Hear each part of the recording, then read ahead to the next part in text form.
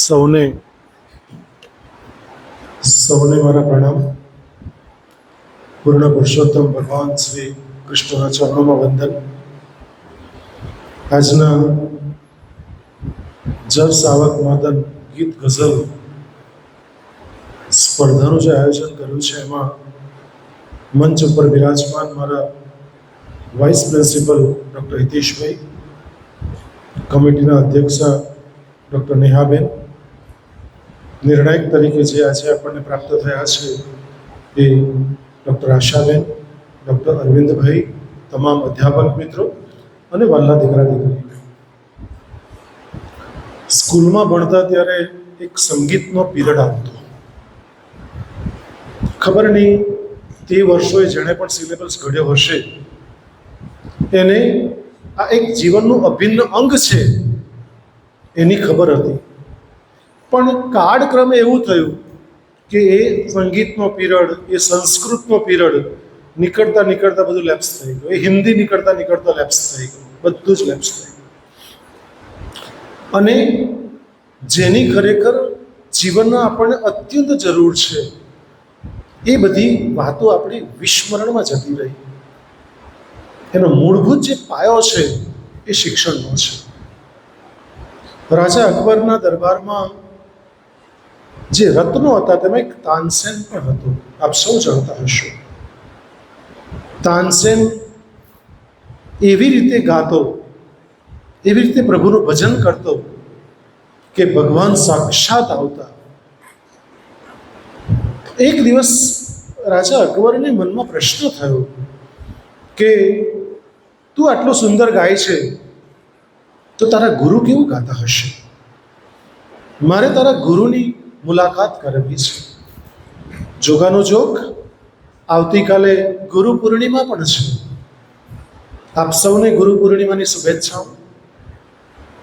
તમામ જે દીકરા દીકરીઓ બેઠા છે એમને તમામને બહુ હૃદયપૂર્વક વિનંતી કરું છું કે આપણા ચણતર અને ઘડતરમાં જેનો અમૂલ્ય ફાળો રહ્યો છે એવા શિક્ષકોને, એવા તમારા મેન્ટોરને, એવા તમારા ગાઈડને, એવા તમારા ગુરુને, એવા તમારા શિક્ષકને આજથી નક્કી કરજો. જે લોકો કરે છે તેને અભિનંદન છે, પણ જે નથી કરતા એ લોકો આજથી નક્કી કરજો કે 2 દિવસ આખા વર્ષમાં એક ટીચર્સ ડે એટલે શિક્ષક દિન અને એક ગુરુ પૂર્ણિમા લગભગ પેરેલલ આવે છે, થોડાક સમયના અંતરે જ.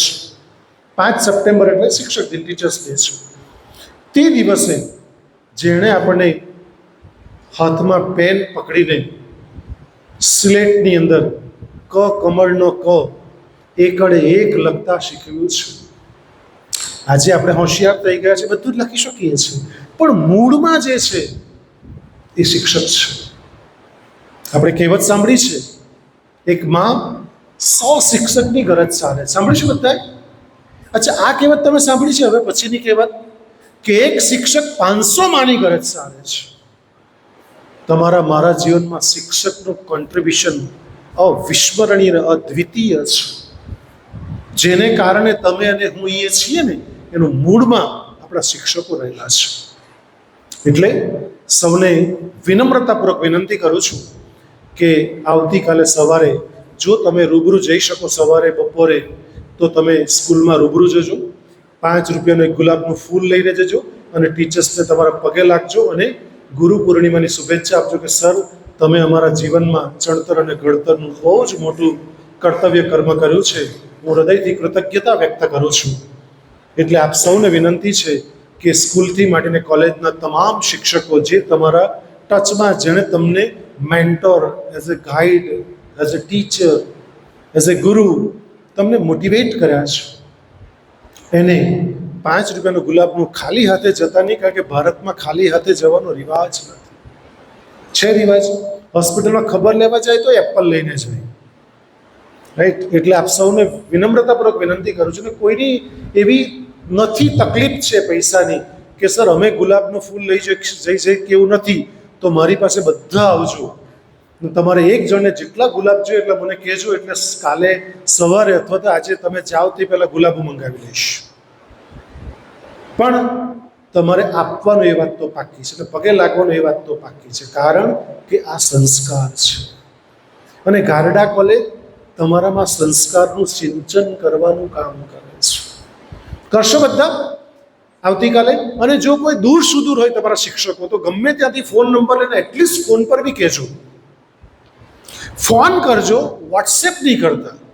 Happy Guru Purnima copy paste કરીને મોકલ નહીં કરતા, પણ એક ફોન કરજો. અને જીઓ વાળાએ પહેલાં ફ્રીની ટેવ પાડી અને આજે આપણે ચાર્જ ભરીએ છીએ, રાઈટ? પણ ફોનના કંઈ બહુ લાંબા પૈસા લાગતા નહીં, વર્ષના આપણે રિચાર્જ કરાવી જ દઈએ છીએ ને. પણ તમામને વિનંતી છે કે તમારા શિક્ષકને માત્ર વોટ્સએપ પર ગુરુ પૂર્ણિમાનો મેસેજ નહીં કરશો, અને કરો તો કંઈ વાંધો નથી, પણ ફોન તો કરજો. કરશો બધા? અને ક્યાં સુધી? તમે જ્યાં સુધી જીવો અને તમારો શિક્ષક જ્યાં સુધી જીવે ત્યાં સુધી આજે પ્રતિજ્ઞા કરજો. કારણ કે તમે લોકો છે ને અમારી એસેટ છો. કોઈ મને પૂછે ને 35 વર્ષ શું કર્યું, તો એક જ વસ્તુ હૃદયમાંથી નીકળે છે કે હજારો વિદ્યાર્થીઓને ચણતર અને ઘડતરનું કામ કર્યું છે, સંસ્કારનું સિંચન કરવાનું કામ કર્યું છે. અમારું ગર્વ તમે છો, અમારું નાક તમે છો, અમારો અંતરાત્મા અને અમારો શ્વાસ તમે છો. તો અકબરની ઈચ્છા થઈ કે તારે ગુરુ કેવું ગાતા હશે. હરિપ્રસાદ પાસે જવું છે, અને જાય છે હરિપ્રસાદજી પાસે. રાતના જઈને બેસે છે. હરિપ્રસાદજી ગાતા નથી, કારણ કે ત્યાં અકબરનો હુકમ નહીં ચાલે.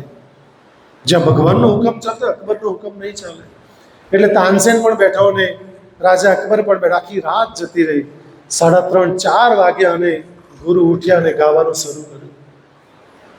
અકબર ભાવ વિભોર થઈ ગયો. ત્યારે એને એક પ્રશ્ન આવ્યો હૃદયમાં.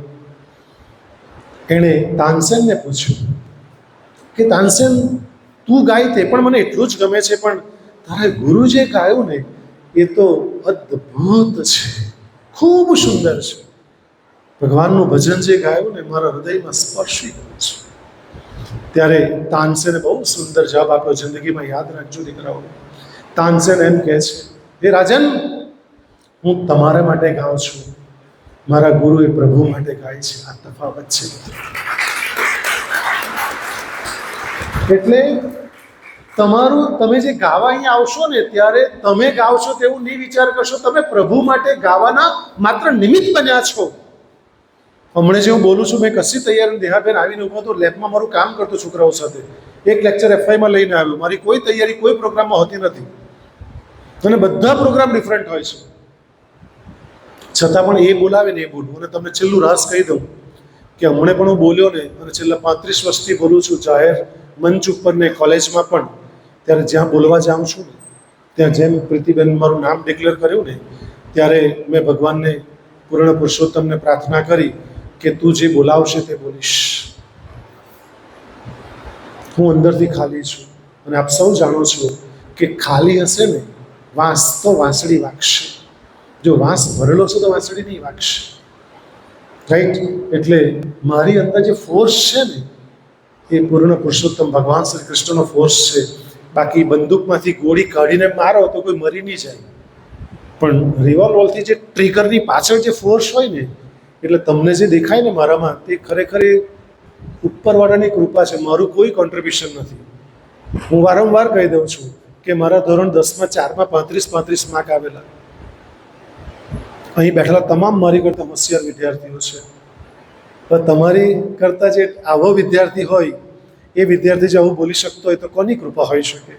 બે જ વ્યક્તિની કૃપા હોઈ શકે. એક મા બાપની કૃપા, ભગવાનના આશીર્વાદ, અને બીજું વાંચન, અને બીજું સત્સંગ, રાઈટ? એટલે આ ભગવાનની બહુ મોટી કૃપા છે. એટલે આપ સૌ પણ ભગવાનને સમર્પિત કરીને એ ભાવથી ગાજો. અને ગાવું, અહીં આવવું, એક લય સાથે ગાવું, એક તાલ સાથે ગાવું, એ બહુ મહત્વનું છે. બાકી ગાતા બધાને આવડે, અને દરેક પ્રસંગે આમાંથી કોઈ વ્યક્તિ બાકાત નહીં કરી શકે, અધ્યાપકો સહિત, કે જેણે કોઈ દાડો ગાયું નહીં હોય. એનું કારણ છે દીકરા, એ બી રાસ તમને કહી દઉં. કારણ કે એક નિયમ આજે પ્રતિજ્ઞા કરેલો કે 24 કલાકમાંથી અડધો કલાક તમારે તમારી જાત માટે ફાળવવો. અમે પુરુષ લોકો છે ને, આખી જિંદગી પરિવાર માટે જ જિંદગી વિતાવી દઈએ, બાળકોમાં ને પરિવારમાં વિતાવી દઈએ. હું તમને વિનંતી કરું છું કે આજથી અડધો કલાક 24 કલાક પોતાની જાત માટે કાઢજો. શું કરવાનું? તમારે રમવું હોય તો રમવાનું, નાચવું હોય તો નાચવાનું, ગાવું હોય તો ગાવાનું, તમારે જે એક્ટિવિટી કરવી હોય દિલ ખોલીને કરો, જે કરવું હોય તે કરો. અડધો કલાક એક્સક્લુઝિવલી તમારો છે, એમાં કોઈ ડિસ્ટર્બન્સ નહીં. અને જે જૂના ગીતો છે, મુકેશ, મોહમ્મદ રફી, જે ફિલ્મી ગીતો છે, એ હૃદયસ્પર્શી ગીતો હતા. અને આજે હની સિંહ ગાય છે, ગાય તો હની સિંહ પણ છે,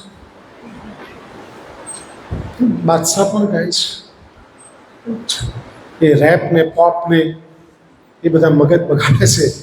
એટલે બેટર વે છે કે આવા હૃદયસ્પર્શી ગીતો, કારણ કે એક જ વસ્તુ છેલ્લું છે દીકરાઓ, તોરા મન દર્પણ કહેલાય. આપણું મન જ આપણું દર્પણ છે. તો આજના કાર્યક્રમની હું શુભેચ્છા પાઠવું છું.